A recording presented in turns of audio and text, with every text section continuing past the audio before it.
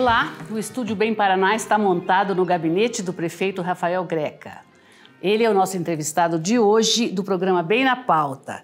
Rafael Greca está concluindo seu terceiro mandato como prefeito de Curitiba. O primeiro foi lá nos anos 90 e os últimos dois vêm sendo exercidos desde 2017. Eu sou a jornalista Marta Feldens e vou conduzir essa entrevista. A coordenação do Estúdio Bem Paraná é da Josiane Ritz e os trabalhos técnicos são da Luísa Mainardes e do Evandro Soares. Boa tarde, prefeito. Seja bem-vindo ao Estúdio Bem Paraná. Boa tarde para os fregueses do Bem Paraná. É uma alegria conversar com você, jornalista que eu prezo muito desde o tempo em que era a nossa correspondente do Jornal do Brasil em Curitiba. Bem lembrado. Prefeito, ao final desse terceiro mandato, qual o balanço que o senhor faz aqui da sua atuação? Quais os legados que o senhor deixa para Curitiba? O balanço é o da plena satisfação.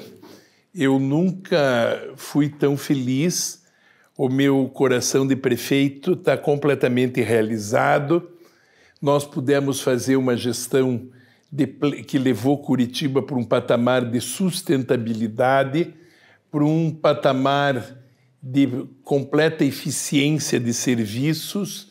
Nós somos hoje a cidade mais igualitária do país, nos indicadores sociais.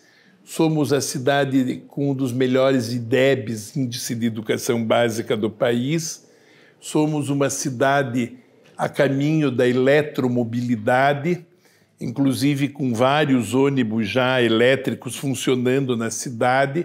Por exemplo, o anel Inter 2, o anel Inter 1 já é totalmente eletrificado aqui no centro da cidade. E o anel Inter 2 está em construção com todos os pisos de concreto armado. São 38 quilômetros de obras, com 28 bairros da cidade sendo atravessados. Os bairros onde já chegou o Inter 2, como, por exemplo, o Capão da Embuia e agora o Xaxim, são bairros totalmente requalificados. Por exemplo, no Xaxim, onde ainda está havendo obras, são 29 quilômetros de novas vias, dos quais 27 quilômetros são de vias de concreto e 2 quilômetros são de vias transversais de asfalto novo requalificado. Quer dizer que um bairro, quando passa por esse processo, nunca mais vai ser o mesmo. Também obras que já estão prontas há muito tempo, como a trincheira da Mário Torinho, sob a Avenida Nossa Senhora Aparecida, no acesso entre o Parque Barigui e a Praça dos Anjos de Jerusalém, é uma rua do Inter 2. Isso vai evoluir. Vai pegar a Santa Quitéria, vai fazer um terminal novo em Santa Quitéria, vai pegar um pedaço do Patel e vai evoluindo até que dê a volta inteira na cidade. Um exemplo das estações que nós vamos colocar nesse Inter 2 já está pronto também, foi o nosso piloto, é na Rua dos Funcionários. E aquele sim, o senhor se referiu a ele como um legado para Curitiba. O Prisma Solar de Curitiba. Mas é meu legado também a Pirâmide Solar de Curitiba, com 8.600 painéis fotovoltaicos, com autossuficiência de consumo de energia elétrica com energia solar, 35% do gasto da prefeitura. Agora, somando com os telhados solares que há no terminal de Santa Cândida, no terminal do Pinheirinho, no terminal do Boqueirão, e somando com esse Palácio Solar 29 de Março, que também é ligado na energia solar, nós temos já 50%, 55% da eletricidade consumida pela prefeitura gratuita. A ideia é chegar a 100%. A ideia é que eu recebi uma cidade movida a óleo diesel, poluidora, falida, porque não tinha capacidade de endividamento. A prefeitura anterior a mim tinha Capag C, que é uma cidade de terceira categoria. Curitiba tem um Capag A, é uma cidade com capacidade de investimento plena e total. Nós hoje temos 5 bilhões de dólares em projetos já negociados. Se o Eduardo Pimentel não quisesse fazer mais nada, bastava cumprir os planos que eu já deixei desenhados e formulados e negociados e cujo dinheiro já está em caixa. Tá certo. Mas o senhor também enfrentou a pandemia de Covid aí nesse período desse seu último mandato. Todos os seus horrores, quase que Margarita e eu morremos. Muitas pessoas padeceram muito, tivemos muito medo, conhecemos todas as fúrias do inferno. Havia o dia dos vendedores de respiradouros, que vinham pela internet, que chegavam... esses abutres, urubus da desgraça alheia... Vinham até a prefeitura. Vinham na prefeitura, falavam por internet, diziam que tinham respiradores para vender, nenhum tinha. Vinham vendedores de vacinas que diziam que tinham vacinas de Dubai, da China, do caixa-prego, e daí não tinham vacina nenhuma. Nós tivemos que ser muito firmes, muito fortes. A Margarita, que era muito firme, né, e muito zelosa de Curitiba, dizia daquele jeito dela, né, e já pedindo, mas mandando. Se você conheceu, você sabe como ela era. Gato, não se meta a comprar porcaria, porque todos os ladrões do Brasil e do mundo estão vendendo facilidades do Covid. Então, tome muito cuidado. Bom, eu dizia, tá bom, fique calma. Até o meu secretário de Finanças, que era muito zeloso, que é o Vitor Pupi, um dia queria ver se não dava para a gente separar um dinheiro para comprar as vacinas antes de existirem as vacinas sintetizadas pelo Dória. Mas, no fim, nós resolvemos apostar no Butantan e na Fiocruz e no material de vacinação nacional. Nós tivemos, no começo da pandemia, a graça de ter o ministro Mandetta, que era o bom ministro do Bolsonaro, e que se tornou meu amigo, um médico humanitário. Durante a semana ele trabalhava no Brasil, no fim de semana ele pegava o avião, ia para Campo Grande, sua cidade natal, e passava 2 dias operando, porque ele não parou a clínica porque tinha virado ministro. Agora, esse Mandetta foi defenestrado pelo governo federal, começou... Os boicotes. E o presidente Bolsonaro cometeu o grave erro de ser contra a vacina e com isso, cometeu também um outro erro que eu até hoje não entendi, que ele comprou a vacina, mas daí falou mal dela e não usou. Agora, a gente não sabe se ele se vacinou e Dona Michele se vacinaram ou não, mas o que a gente sabe... Eles têm um certificado de vacinação, né? O que a gente sabe é que eles falavam muito mal da vacina e também criaram uma questão com o Supremo Tribunal Federal de proibir os prefeitos de vacinarem. E o meio da saúde pública ficou em pânico. E daí nós conseguimos uma liminar dada pela inteligência dos ministros do Supremo, eu acho que foi o Luiz Roberto Barroso que assinou, que deu autonomia para os prefeitos de tendo a gestão plena de saúde, se pudessem vacinar a população. No começo eu não tinha as vacinas, a não ser para os muito idosos. Mas na hora certa eu também me vacinei, Margarita também se vacinou.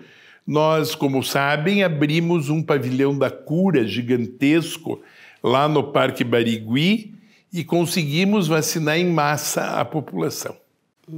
Eu lembro disso, e eu me vacinei uma vez lá também. Assim, olhando para trás, o desempenho do enfrentamento à pandemia em Curitiba, como que o senhor diria que foi? Foi bem sucedido? Plenamente satisfatório. Nós não fechamos demais a cidade. Quando precisou fechar, fechamos. Quando podíamos abrir, abríamos. A deputada Márcia Ursulac, que era minha secretária na época e não era deputada, era uma enfermeira de alto nível, formada na Escola de Saúde Pública da Inglaterra.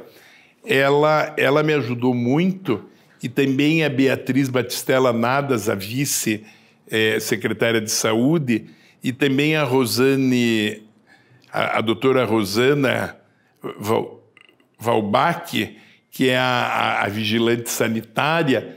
Mas nós resolvemos questões, por exemplo, pode o povo comungar em véspera de Páscoa? As igrejas estavam fechadas e o povo queria comungar, e a Páscoa sem a comunhão não é Páscoa, porque não tem a participação de Jesus. O arcebispo não impôs nada, mas nós conseguimos criar um método de entregar a comunhão com máscaras de acrílico para os que distribuíam a comunhão e para os que acolitavam o altar, e com a distribuição da comunhão naquele domingo de Páscoa de 2020 ao ar livre.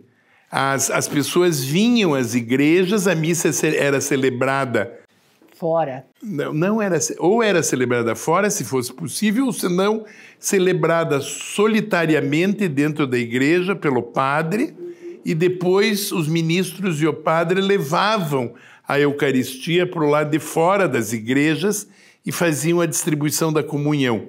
O padre Reginaldo ficou famoso pelas suas missas televisadas, né? Onde ele colocava o nome das pessoas que eram intenções da missa no banco, e toda a igreja de Guadalupe vazia, com todos os nomes dos fiéis, e ele sozinho celebrando a missa.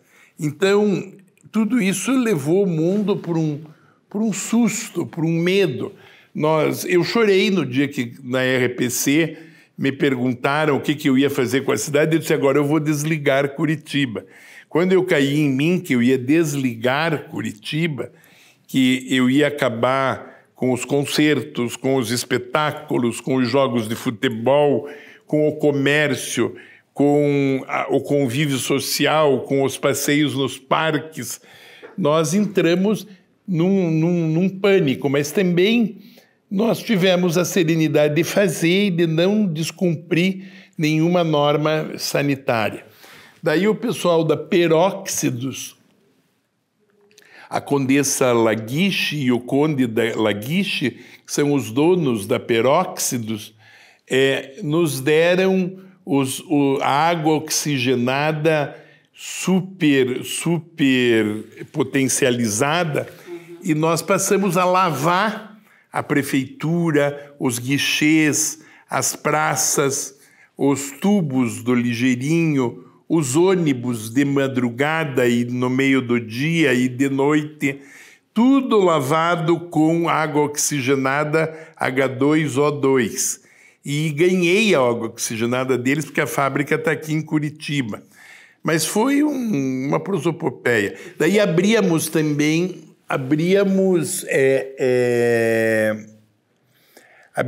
UTIs do meio-dia para tarde. A Márcia tinha a capacidade de fechar uma UPA às 8 horas da manhã, porque ia faltar leito no fim do dia, e quando eu chegava às 6 horas da tarde, 7 horas da noite, já estava aberta, a UPA tinha sido transformada numa gigantesca UTI. Nós chegamos a fabricar, além dos leitos que tínhamos, 550 leitos de UTI. E veja, aconteceram tragédias. Por exemplo, o Rogério Prosdóximo, que é um curitibano tradicional, neto do dono da loja Prosdóximo, da Rua 15, o Rogério Prosdóximo teve que morrer em São José dos Pinhais, porque em nenhum hospital de Curitiba, naquele dia, naquela hora que ele precisou de internação, tinha vaga numa UTI. Foram várias histórias, né, prefeito? Bom, no seu balanço, o senhor falou um pouco das finanças como estavam, e hoje estão em uma outra situação. Graças a Deus que o Vitor Pup existe, que o Jamur, meu secretário de governo, existe, graças a Deus que eu fiz o ajuste fiscal, graças a Deus que a Vanessa existe, graças a Deus que os vereadores votaram no meio de uma grande comoção. Eu tive que mudar a Câmara para a Ópera de Arame. Então, eu já quero entrar nesse assunto. Porque senão foi uma pendenga grande com os servidores, né? Sim, mas uma coisa de gente louca, né? Também queriam ganhar mais do que era possível a prefeitura pagar. Tinha uma prefeitura falida, tinha uma previdência falida e tinham R$4.000 em caixa, que foi como eu assumi a prefeitura. E daí ainda queriam reclamar. Quer dizer, era tão absurdo que eu não tive nenhuma dificuldade de chamar quem era burro de burro. Foi bem bom.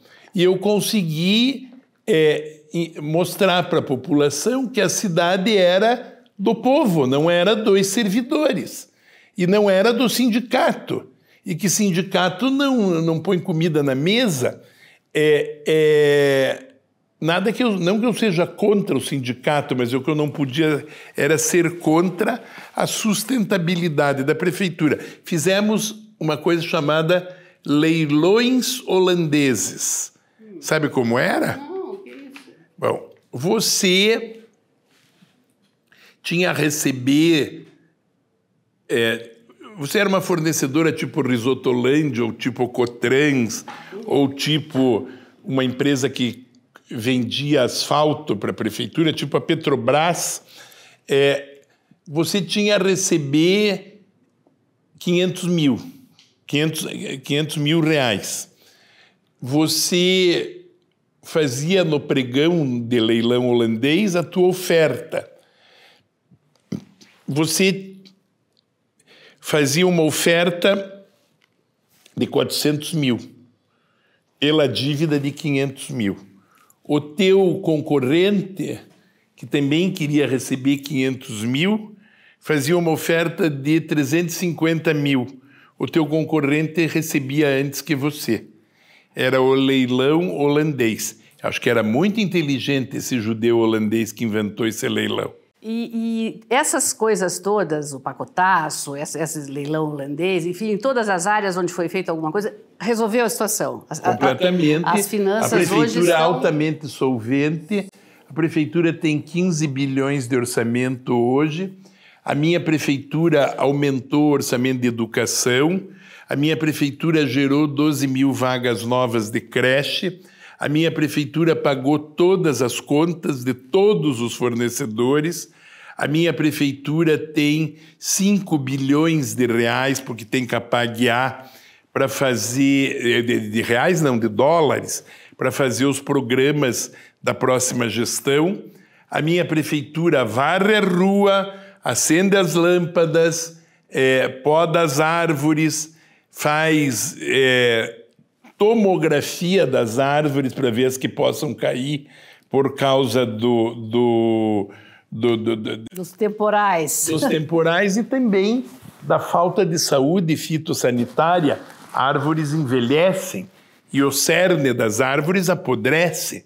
Então, nós hoje, tendo um pinheiro, por exemplo, que tem dúvida, todo mundo que vê um pinheiro balançando na véspera da tempestade fica já querendo cortar. O povo que mora perto de pinheiros tem dedinhos dendroclastas, fica querendo cortar o pinheiro. Daí pedem para a prefeitura para cortar o pinheiro. Daí eu mando fazer a tomografia, se de fato for verdade que o pinheiro pode cair, e eu já vi pinheiro cair, inclusive eu moro numa área cercada de pinheiros, lá minha casa em São Rafael é toda cercada de pinheiros, são 800 mil metros quadrados de floresta, onde eu moro, eu mando ver, porque uma vez pegou um pé de vento lá, um pinheiro caiu do lado da minha casa, mas não caiu na casa, mas ficou entre as duas casas. Então, claro que a gente tem que ter responsabilidade, mas para isso compramos um tomógrafo para árvores. Nós temos até hospital de cachorro. Eu sei. Mas já que estamos falando em árvores, vamos falar da Arthur Bernardes, então. Não tinha jeito. Com muita alegria vou falar do Arthur Bernardes, porque o Banco Interamericano de Desenvolvimento não é irresponsável. O Banco Interamericano de Desenvolvimento não empregou o Gora. Aliás, ele perdeu a eleição. O Banco Interamericano de Desenvolvimento fez um relatório de impacto ambiental, onde avaliou o chamado Parque Patrimônio Verde da Rua Arthur Bernardes, onde estão muitos pinheiros que eu mesmo plantei, fora do alinhamento da rua que vai ser feita, e que já estão grandes, estão crescendo. Ela vai continuar a ser uma avenida-parque, só que na diretriz de arruamento do Inter 2, que são os metros necessários para passar um ônibus que vai, um ônibus que vem, e um ônibus que sobrepassa o que vai e o que vem, aquela terceira pista que precisa ter perto dos terminais ou dos pontos de ônibus, vai ter que algumas árvores cair. Parece que são, no inventário do EAI-RIMA, não chegam a 80. As outras serão transplantadas. Nós temos um caminhão também que muda árvores de lugar. Muitas já foram removidas e transplantadas. O que há lá é mais murmuração, exploração pré-eleitoral. Havia uma candidata a vereador que também perdeu lá na região de Santa Quitéria, paróquia da Vila Isabel. Essa senhora falava muita bobagem na internet. E disseminaram uma história, tem números, diga os teus números, devem ser absurdos, conte para mim quantos que são. Eu recebi os seguintes números: 642 árvores serão derrubadas se esse projeto seguir adiante, mais de 100 são árvores de grande porte. Não é fato. E entre elas há pelo menos 60 araucárias adultas. Não é verdade. Primeiro porque não há na Arthur Bernardes 60 araucárias adultas. Deve haver umas 10, quando muito. E há, sim, um pinheiro que fica no meio da rua, que, aliás, já foi decepado porque passou uma dessas redes de fiação elétrica e de cabo de internet no cruzamento da Avenida Iguaçu, que depois chama Carmela Dutra, com Arthur Bernardes. Aquele pobre pinheiro está aleijado, já foi destruído. Mas foi destruído pelas senhoras e senhores que queriam internet na sua casa e acabaram com o pinheiro. Agora, nunca reclamaram, mas agora reclamam. Então, uma cidade não pode ser governada de maneira imbecil. O Fruit, eu não sou o Fruit. O Fruit não queria passar o ligeirão norte-sul na Praça do Japão. Tinha uma senhora que pegava o cachorrinho e ia gravar falando que a Praça do Japão ia ser um caos. Teve uma outra que falou que todos os pobres de Curitiba iam descer do ligeirão norte-sul na Praça do Japão. Dei-lhe engatei uma primeira, fiz passar o Norte e Sul na Praça do Japão, ainda botei um monumento da Tomi Otaki, vermelho, lindo de morrer, com 7 metros ou 8 metros de altura, que é o monumento. Viu como vocês estavam errados, como continua linda a Praça do Japão? Vai ter um monumento assim lá na Arthur Bernardes também? O Eduardo querendo fazer, se for da minha vontade, faz também. Tá certo. Porque, veja, o monumento é um eixo Inter 2 de 38 quilômetros, com um piso de concreto armado, igual ao das ruas de Nova York, com vários terminais de transporte. No caso específico da Arthur Bernardes, com o terminal da Santa Quitéria, que ainda não tem terminal, é o único bairro que não tem terminal, e ainda com as estações Prisma e Solares, e ainda com o ganho de tempo que as pessoas de 28 bairros da cidade vão ter quando o eixo ficar pronto, coisa que deve acontecer em metade de 2026. Então, ponham na cabeça, uma cidade é orgânica, ela cresce. Para isso existe o manejo sustentável do seu patrimônio verde. Não foi por acaso que nós já plantamos desde 2019 500 mil árvores. Não foi por acaso também que nós multiplicamos as RPPNs, as Reservas de Proteção do Patrimônio Natural de Curitiba. Eu aumentei as RPPNs, eu acho que eu sou o prefeito que mais fez RPPNs. Como também fui o prefeito que mais fez parques. O Visconde de Toné fez o passeio público em 1884, o Visconde de Toné. Depois, o Jaime Lerner comprou o Bosque da Boa Vista, depois fez o Parque Barigui, depois fez o Parque São Lourenço, e assim por diante, até fazer a beleza do Jardim Botânico. E eu ampliei o Jardim Botânico, comprei a reserva ela anexa, e hoje eu tenho já prontos 52 parques, e tenho 3 em construção já desapropriados. Então, não temos nada a dever nessa coisa de patrimônio verde ou patrimônio natural. Aliás, metros quadrados de área verde pública. No tempo do Jaime Lerner, ele se vangloriava de ter 30 metros quadrados de área verde pública. Nós temos 68 metros quadrados de área verde pública por cidadão. Quando eu entrei, eram 45 metros quadrados, se eu não me engano. Depois a Cíntia pode ver os números certos, mas aumentou o número de áreas verdes. Eu não, acho que chegou a ser 60, né? De 62 para 68. De 60 para 68. Então, se nós aumentamos as áreas verdes públicas da cidade, não quer dizer que a gente precise derrubar árvores. Aliás, eu também fui o único prefeito que proibiu derrubar araucária. Para derrubar uma araucária, eu tenho que saber. E tenho que ver o laudo fitossanitário. E usar a tomografia. O tomógrafo. Tá certo.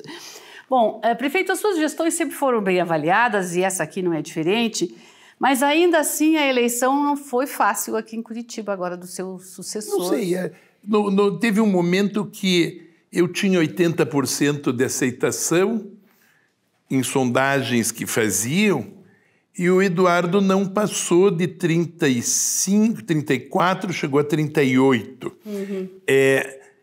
Eu acho... O que aconteceu nessa eleição aqui? Não transferiu? Não. Saiu um fato novo, que foi a candidata opositora. Sim. Ela era uma mulher de mídia, ela já tinha... Não era uma new face, ela era conhecida, uma figurinha carimbada dos vídeos.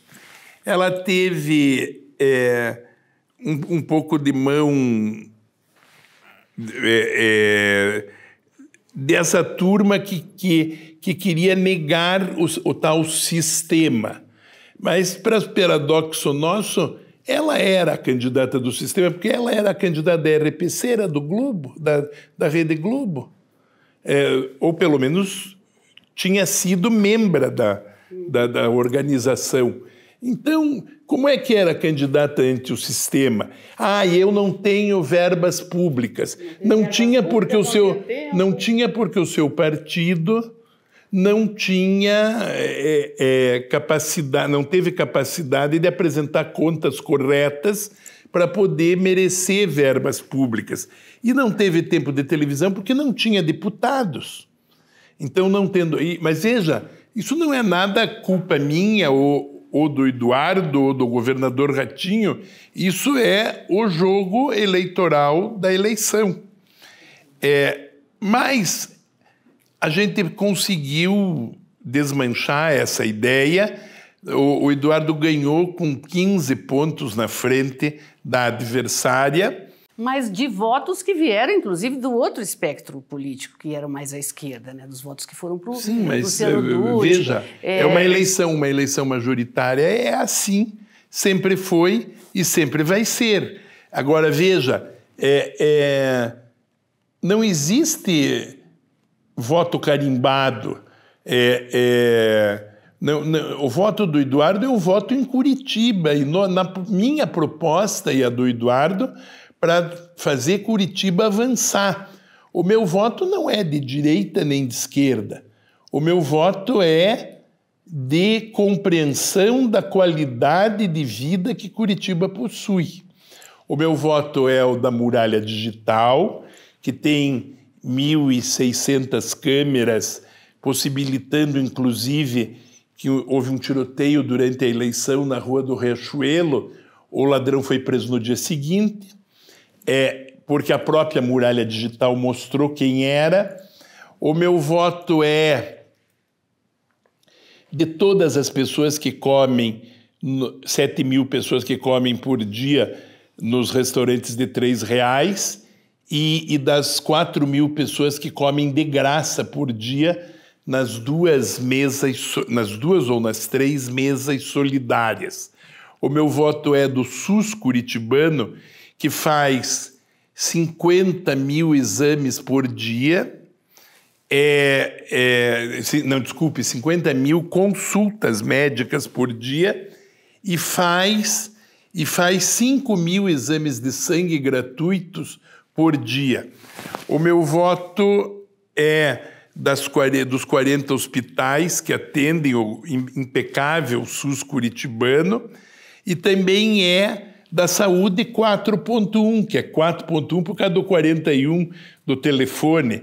Mas por que é 4.1? Foi a Bia Batistella, que é a minha secretária atual, que inventou. É 4.1 porque não é mais 4.0, é 4.1 porque é um avanço. Não tem sistema de saúde avançado como o de Curitiba. Inclusive, há atendimento domiciliar de perto de 3 mil doentes.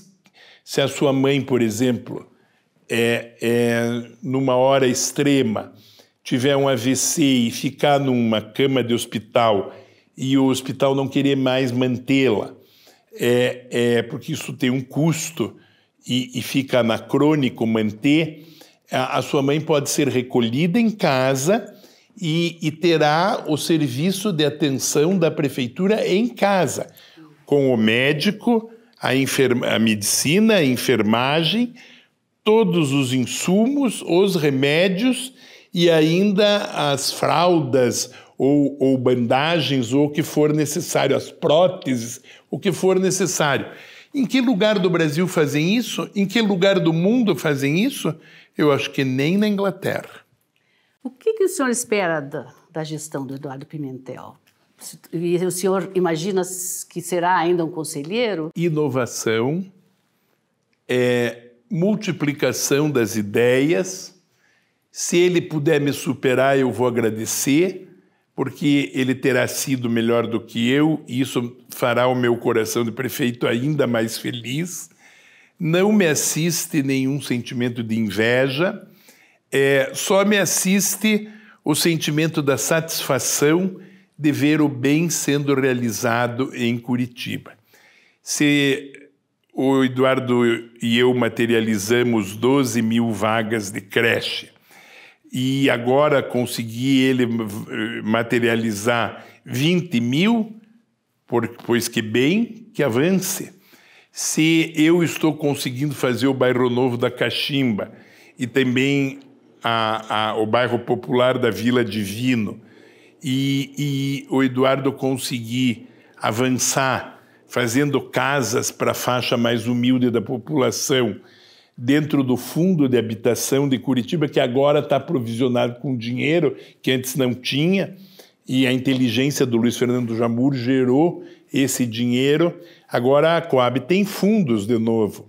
Então, que bom, vamos avançar. Se o IDEB puder melhorar, vamos avançar.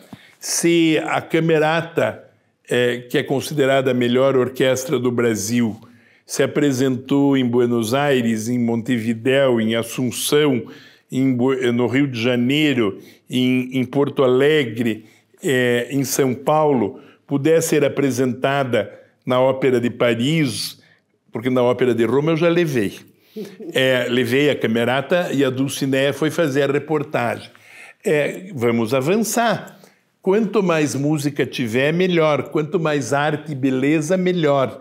Eu fiz o Parque João Turim, que é o meu grande legado cultural, que são 170 estátuas de bronze, algumas em tamanho heróico, que foram fundidas na Califórnia, na Academia de Belas Artes da Califórnia, porque são estátuas aumentadas. As estátuas do Turim eram miniaturas. Nós aumentamos por computador e por tecnologia de 3D. Bom, e daí o Samuel Lago organizou para fundir as estátuas lá. O nosso estimado Rafael Sartori foi lá ajudar a fundição com outros artistas daqui. Puseram as estátuas no navio. O navio zarpou um dia antes da decretação da pandemia universal.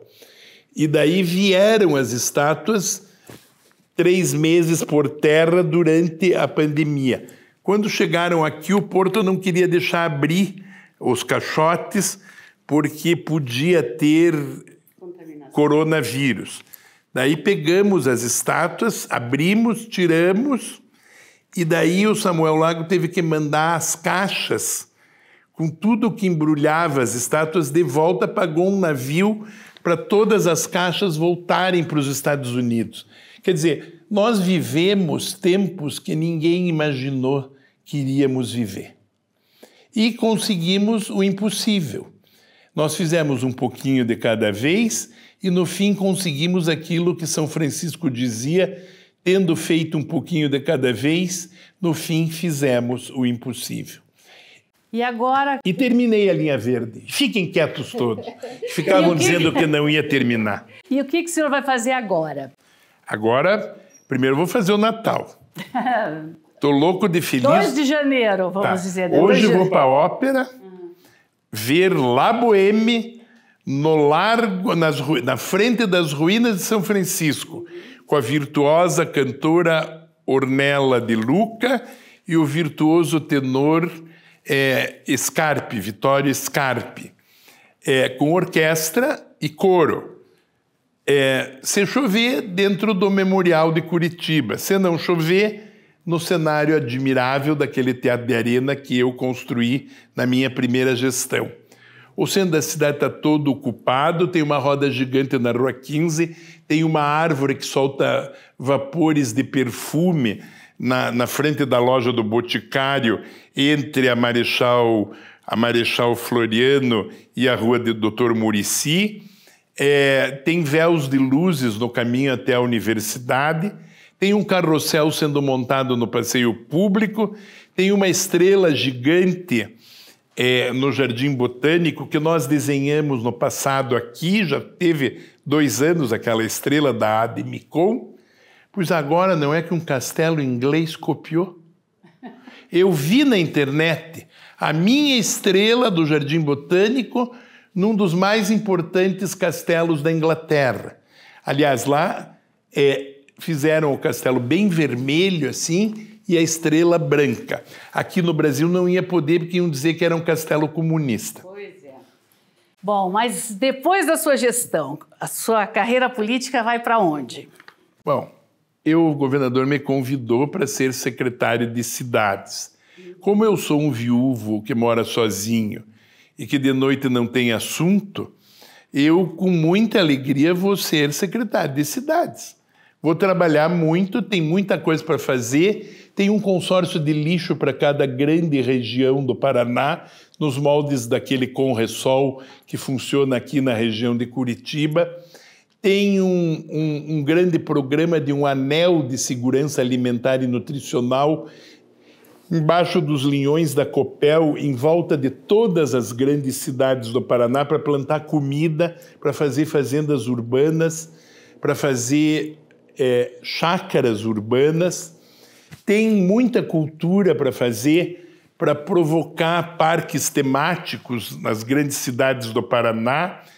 Tem a Foz do Iguaçu, que é um tesouro da humanidade, aonde o BID já me avisou, vai me dar de presente já no começo da gestão, vai me dar de presente um plano de clima para Foz do Iguaçu. Já tem até dinheiro para sua gestão na secretaria, Já falei, né? com o presidente do BID, já falei com a diretoria do BID, porque Foz do Iguaçu precisa ter o segundo plano de clima do Brasil, porque não tem planeta B e Foz do Iguaçu é um tesouro da natureza, tem que ser preservado. E o Diego Arcia, que é o encarregado do BID no Brasil, já me disse: eu te dou de presente o plano de clima de Foz do Iguaçu. E em 2026, o que podemos esperar do Rafael Greca? Veja, se houver condições de temperatura e pressão e o partido entender que eu mereço ser candidato a governador, eu não vejo por que eu não aceite. Senador eu não quero ser, porque não quero morar em Brasília. Certo. A minha querência é Curitiba, o túmulo da Margarita está aqui e todos os retratos que eu tenho dela estão aqui também. Não dá para fazer uma mudança da minha casa para Brasília, que ia custar muito caro. Só de retratos eu devo ter uns 3.000, todos da Margarita sorrindo. Então, governador. Sim, se me deixarem, sim. Agora, veja, isso vai ser bom ser governador se eu puder realizar os ideais do paranismo. Esse ideal de fazer o bem irrestrito para a população do Paraná, fomentar a justiça social, jamais desrespeitar o agronegócio, jamais permitir invasão de terras produtivas, trabalhar muito na ideia da urbanização e dos bons serviços para as cidades, trabalhar nas cadeias produtivas dos produtos que cada região do Paraná é capaz de fazer para gerar sustentabilidade nos moldes do que eu fiz com o Cerro Azul. Eu criei uma cadeia produtiva da mimosa, embora eles ficassem contrariados, porque todos querem, tem a cabeça paulista, chamam mimosa de polcã. E eu fico muito bravo, porque mimosa que é mimosa e pronto está. E eu dizia para o prefeito Patrick: se quiser uma cadeia produtiva da mimosa, eu te dou. Se não quiser, não queira saber, não vem aqui, porque polcã é coisa de paulista. Agora, veja, se Cerro Azul, pequenininha, colocar toda a sua produção, todos os sucos em todas as jarras de todas as escolas de Curitiba, colocar suco de mimosa, os cítricos, engarrafados em todos os armazéns de família e supermercados de Curitiba. Não perder a produção porque apodrece. E se de quebra ainda, o Boticário ou outra empresa, ou a Natura, ou qualquer uma, entender que se fermentar a casca das mimosas, das laranjas, das polcãs, você pode fazer perfume com a onça avaliada em quase uma centena de dólares, como o perfume cítrico mandarino de Amalfi do Tom Ford. Você já imaginou um mandarino de Cerro Azul? Olha só, que vai ser, né? E vai ser bem mais barato e a gente vai poder usar. Porque o do Tom Ford é muito caro. Custa $400 um vidrinho. Bom, prefeito, o senhor fez toda a sua carreira política, todas as suas campanhas, tudo sempre na companhia da dona Margarita, Desde o começo da sua carreira. Não haverá outra Margarita, não dá para inventar, não tem sorriso igual e, mais do que isso, não tem cabeça igual a da Margarita. Então, quando eu estava indo, a Margarita já tinha voltado. Então, mas aí eu lhe pergunto, independente da sua perda pessoal, que eu nem imagino como tenha sido, também é uma perda de uma conselheira política. Como fazer uma campanha política? Não tem problema, eu tenho Margarita? uma equipe muito boa, que me faz orgulho, que me deu o prêmio de cidade mais inovadora e inteligente do mundo, de comunidade mais inteligente do mundo.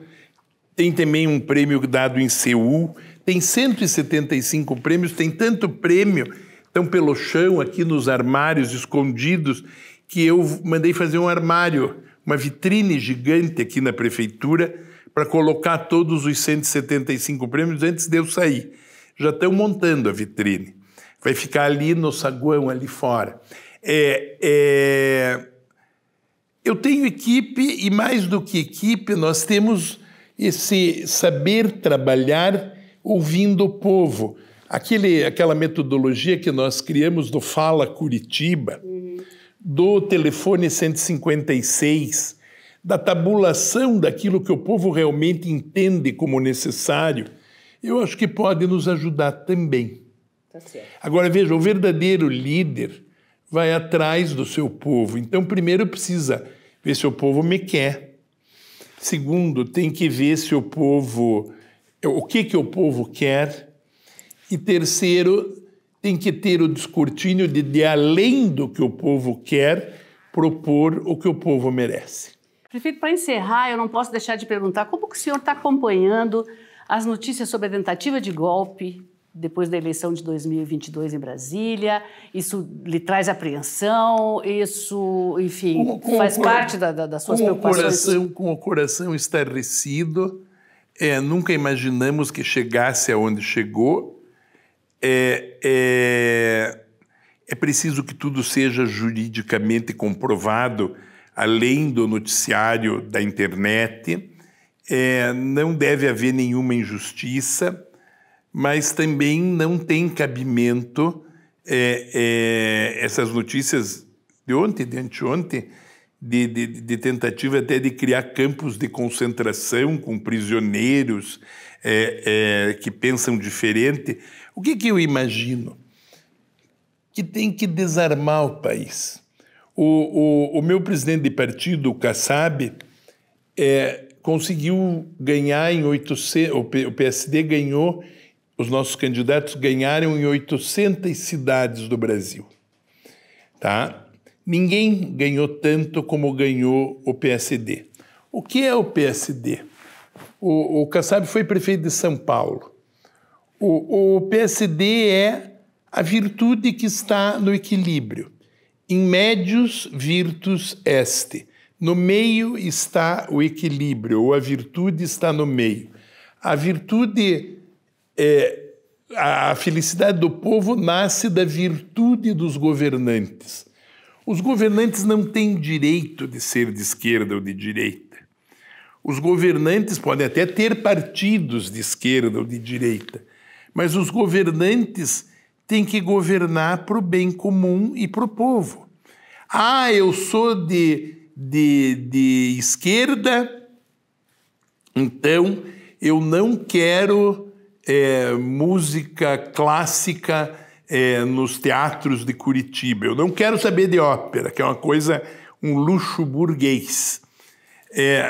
Eu sou de direita, eu não quero vacina, eu quero que o povo não seja vacinado. E daí, porque o governante que não tem direito de fazer isso quer fazer, o povo é que se ferra. Então, o equilíbrio é que promove a felicidade do povo. E um governo tem que ser de equilíbrio. Nós precisamos provocar a concórdia no país.